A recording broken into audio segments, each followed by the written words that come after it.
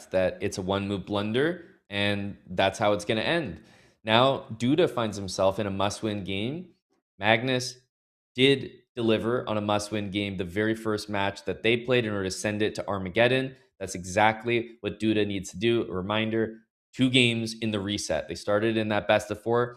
This is now best of 2. So even a draw here is insufficient for Duda. He does have the white pieces, which is nice, but clearly he has to go back to all those ways that have been working before and just get a game. What I will say is that in this match so far, the first game, now this one, much more classical positions compared to the first match that we saw today, where it was wild. The players were experimenting.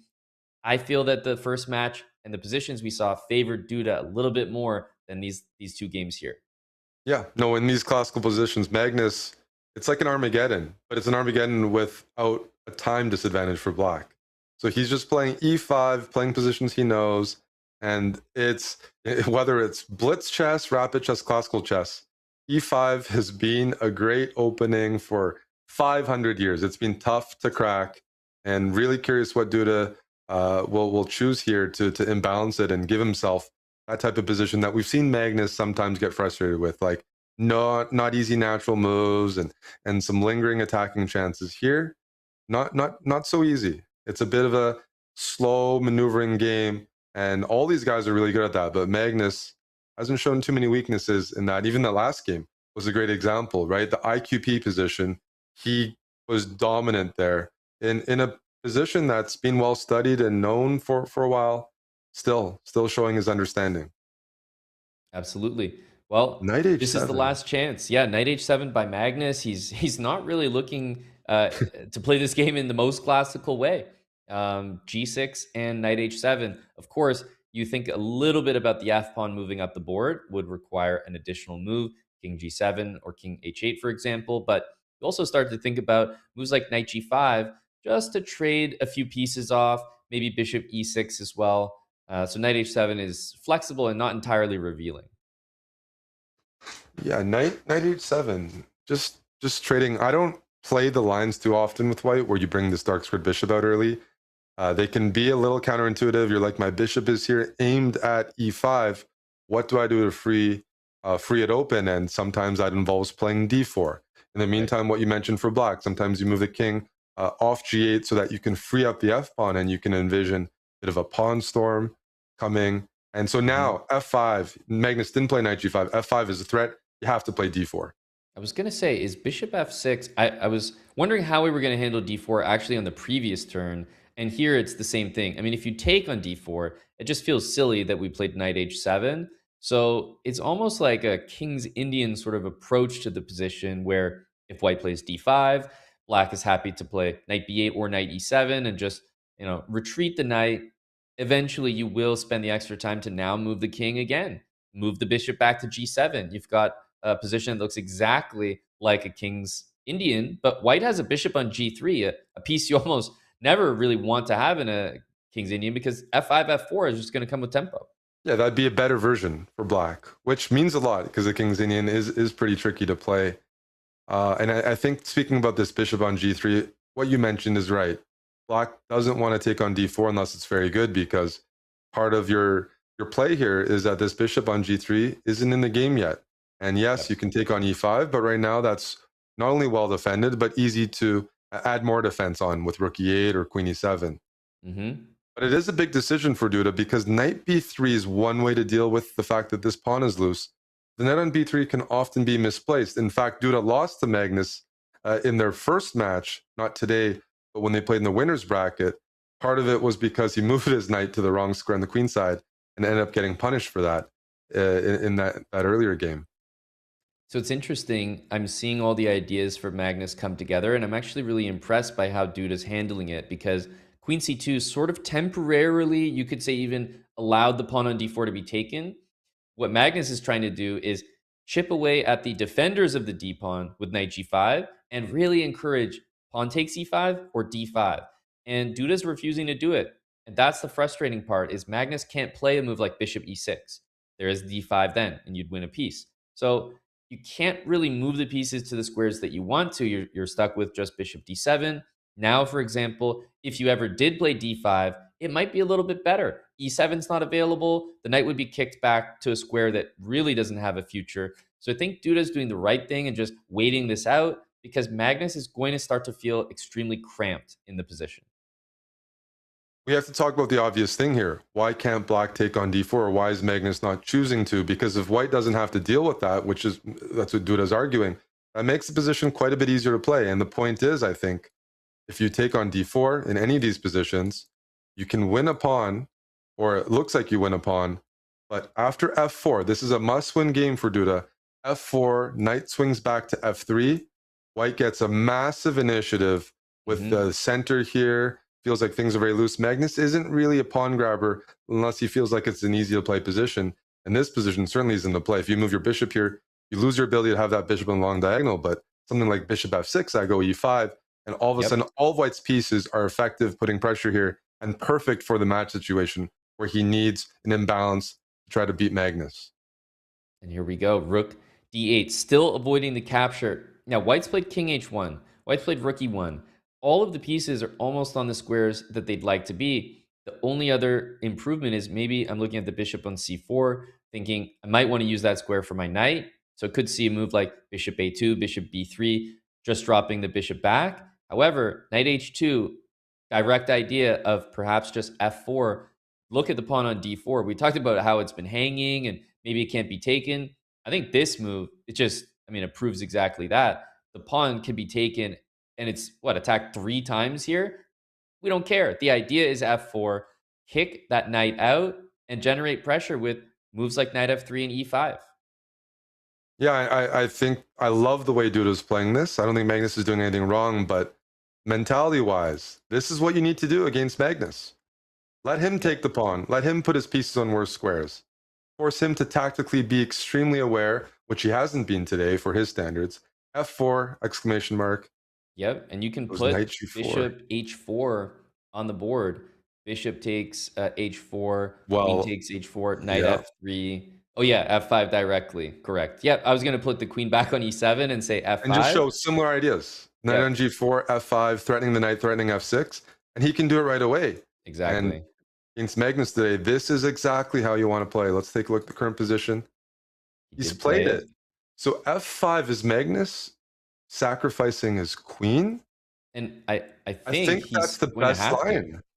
That's the best line. And that's, I don't know if it's a blunder or Magnus saw it, but it's not the worst queen sacrifice, all things considered. It's not like, oh, it's game over right now, because black gets the dark squares and some stability here, even though Magnus doesn't really believe in fortresses.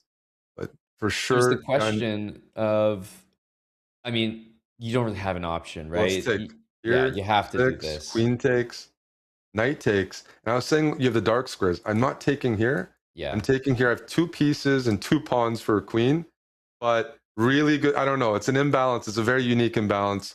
But Magnus usually has a very good feeling for material sacrifices. I will say it's really one of the best possible versions, because the worst thing that you can have, speaking from the perspective of someone who's given up a queen for a couple pieces a few times in his career, the worst thing that you can have are pawn breaks.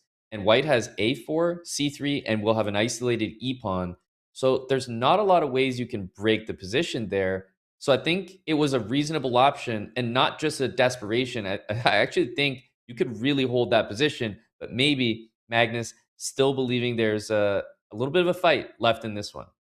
Well, this knight c5 doesn't change what we looked at in the sense of the imbalance, because if I go knight f3, you're probably still taking here. You don't want to, you'd rather give up your queen for 2 pieces and 2 pawns bishop f6 than play bishop f6.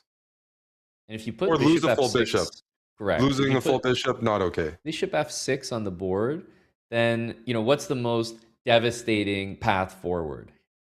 Queen c1, let's target this. Let's just play rook h8.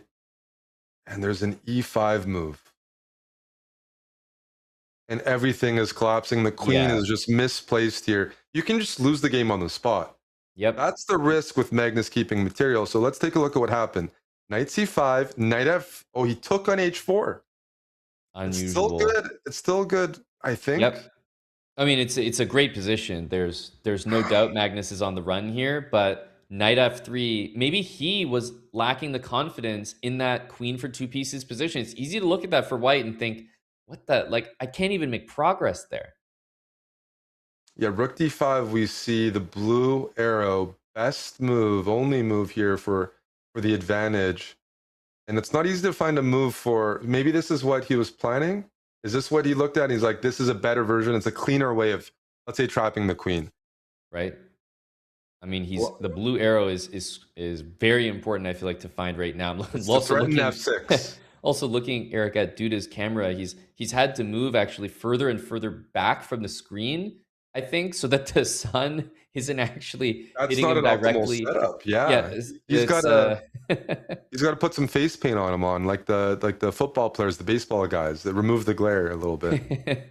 it's in a specific area as well. See, when he leans in, he really gets the full. Yeah, he's got to lean back into the darkness. Look, Duda's like, he's like a full arm's length away from the computer here.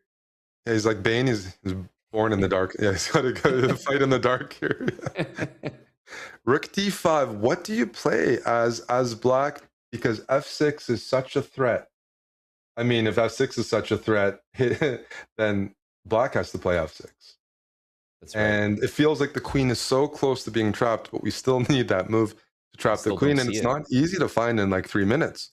Duda is falling behind on the clock because the position he probably feels is winning. We felt Yep. it was winning. Not it's harder to play than how we're talking about it. And just the clock, the pressure, it's all accumulating. Yep. Because there's Rook d5 after Now there's this. g5. Yes, exactly. So this is a bit of a g5. forcing line. And I mean, you want to play e5 check. That's, I mean, it makes so much sense. There might be queen g6 available there. Yeah. Just, It's almost man, like you'd like to play rook c5 and yes. then e5 because you can meet it with that, but it doesn't. Then It black will doesn't. move the king. Yes, black won't block with the queen. It's how's the queen surviving on h5? What's the breakthrough here? Not to mention, bishop takes g4 is going to win a piece. So, surprisingly, it's Magnus is actually a hanging little on bit for dear annoying. life, but it's working right now. So, do you think that there's some kind of like ultra direct sacrificial path forward, or is it something a lot more tame? Because we see e5, okay, king He h8. I was didn't block expecting with the queen g6, queen. king g1. Eric, these moves are not Oh, intuitive king g1 is that's a crazy move to play. to play. Like the more aggressive e5 followed by the timid king g1. Duda is shaking his head. He probably feels here, Eric, genuinely that he has a good position, but that the path forward is just not obvious. And it's so frustrating when you know you have a good position, but you also know that you can't find that path that you need. You want to trap the queen. You're like, Magnus is queen h5. Yes, I should be better. I love this Amon, by the way. Yeah. Giving up the material. It's a must-win game. Now it's a long imbalance. You don't have the same pressure anymore on yourself. Mm-hmm. Duda can say, I'm not trapping the queen, but I have a protected pass pawn on f6. That's a threat. It weakens black's king side. My That's knights are right. coordinated. It's just practically a good decision because at some point you have to admit, I'm not trapping my opponent's queen, or I'm going to just lose on time calculating. This is a shift that is And playable, and Eric, Magnus doesn't like being up material. if you think about this move, Rook d5, I was trying to understand it, and I was thinking queen takes b7. There might be knight e5 with a queen d1 move at the end of this line that's really annoying to deal with. Yeah, I was thinking rook. I guess Oh, rook so takes rookie e5. five, Yep, rookie five. Yep. and then you're just winning on f4 at the end. Oh, Kind that's of very incredible. forcing. That's exactly what Duda has to avoid. Oh man, they played a bunch of moves here. And they had a lot of time, so these are some quick moves. Rook e8 Yeah. from Magnus. Every single pawn. By the way, did he just lose 4 pawns? 4 pawns in 10 seconds. It's a We wouldn't record. analyze so heavily if they were in time trouble, but they just like played immediately here. I mean, Knight Duda has a comes to minute and a e4. half. It feels like Magnus has just altered his strategy from hunting for the best moves to appreciating that he doesn't enjoy his position, and he's just trying to put clock pressure on Duda because there's no explanation for losing 4 pawns on the queen side in in a span of 10 to 15 seconds. No, that was like both guys got really hyper for a moment. G4. Okay, You know what, I'm on this move, King G1. Maybe Yep. now we could play it. Yep. Move the king, maybe reroute the knight to G3, find some stability. And that stability to me is the knight on E4. If we can get the knights tethered, it supports F6 long term. You can always argue that the position's easier to play, even though you're down the exchange. Because with the queens on the board, Magnus's queen has to be nearby to avoid some sort of queen penetration and mating ideas. So Knight takes yes. E5. Ooh, queen. I mean, knight E5 guards everything, so immediately tempting. Magnus is calculating. He's saying it's okay, Mon. If you move your knight out of the way, Rook C5 holds everything together. It's one of those positions that you almost laugh as white, like, how is everything being held together? But it just is. Okay, G3 being the best move. Let's see what kind of form Magnus is in today. That's not easy to find. This knight B7 Not questions the rook. Rook D5, maybe you play C4. Magnus gives back the material, doesn't spot G3, and all of a sudden, material equality, except for that extra 47 pawn. seconds. Eric, it's all about the time. I think Magnus has made this decision since a while back that he's focused on the clock, and he's just going to say, you know, it's one thing to win material back. It's another thing to actually beat me. With 35 seconds, he can't even find a move here. And yeah, and he's threatening G3. So Duda has to find a move. This is a crazy good find him on G3. He's going to play Queen F4 and say that he's not getting mated. I mean, this is a wild position, but you know what? He wants to hang on to the F pawn. Queen F4. Or queen here. Okay, but he does have checks now. 26 seconds, but he's got some checks on the back rank with that F6 pawn as well.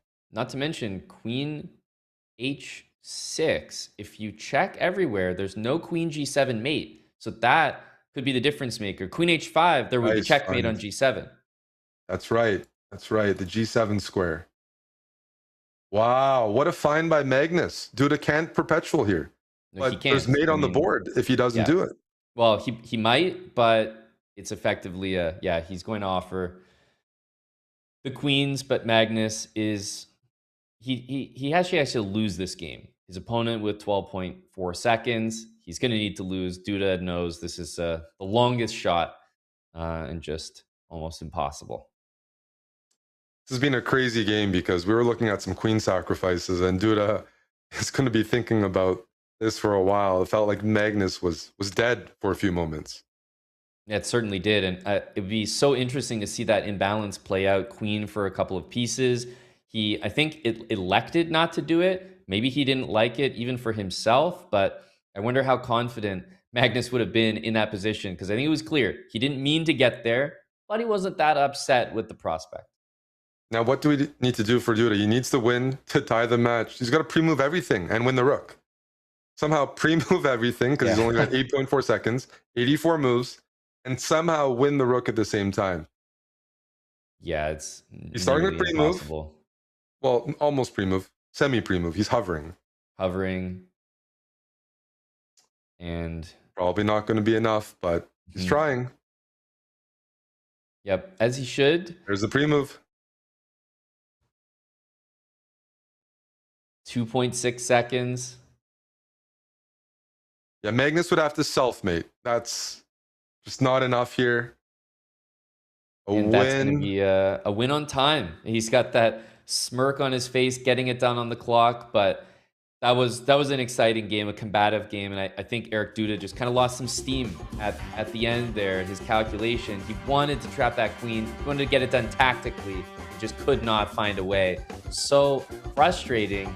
That is what Grandmaster Magnus Carlsen for Team Liquid does to his opponents. He frustrates them, and he wins in the grand final reset. And that is your chess.com Open champion. Duda got the position he wanted for this, the match situation, and that's